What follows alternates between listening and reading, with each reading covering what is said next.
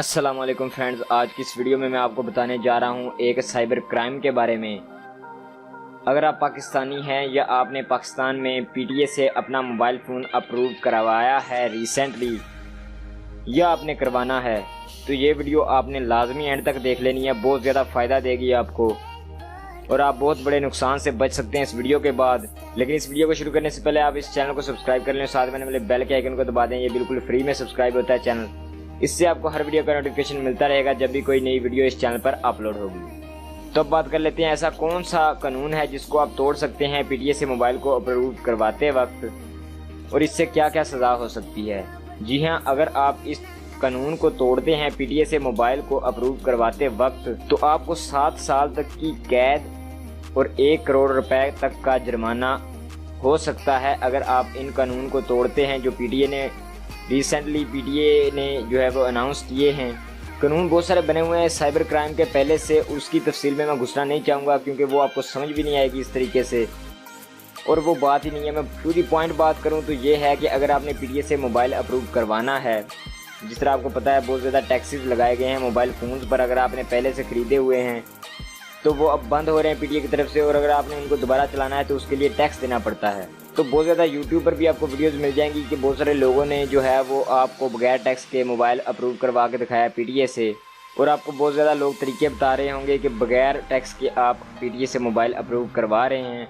लेकिन अगर आप इस तरीके से गलत तरीके से पीटीए से बगैर टैक्स दे के किसी तरीके से हीले बहाने से मोबाइल को अप्रूव करवा लेते हैं तो ये एक जुर्म में साबित होगा, और अगर आप पकड़े जाते हैं तो आपको 1 करोड़ रुपए तक का जुर्माना और 7 साल की कैद हो सकती है। लेकिन अगर आप अपने मोबाइल को बिल्कुल रियल वे में जो उन्होंने मेथड रखे हैं पीटीए ने ऑनलाइन, या अपने आप कोड डायल करके 8484 वाला टैक्स पे करके रियल तरीके से अपने मोबाइल को पीटीए से अप्रूव करवाते हैं उनकी वेबसाइट पर जाकर या कोड डायल करके या उनकी किसी फ्रेंचाइज पर जाकर टैक्स देते हैं, अपना खुद पैसे देते हैं और फिर अपने मोबाइल को अप्रूव करवाते हैं, रजिस्टर करवाते हैं पीटीए के पास, तो ठीक है। लेकिन अगर आप कोई और तरीका अपनाते हैं जिससे आपको टैक्स के बगैर मोबाइल रजिस्टर हो जाता है तो इससे आपको बहुत बड़ा नुकसान होने वाला है और हो सकता है।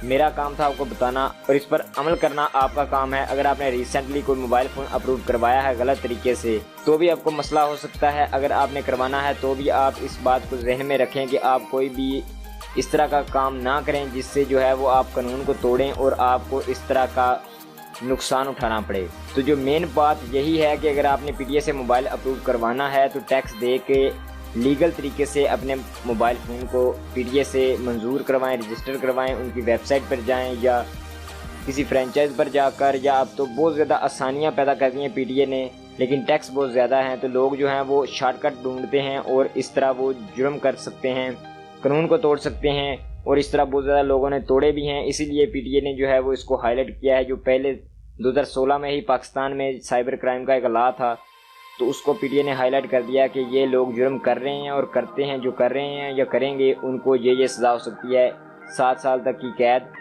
या फिर 1 करोड़ रुपए जुर्माना। तो अब आप पर डिपेंड करता है कि आपने क्या करना है।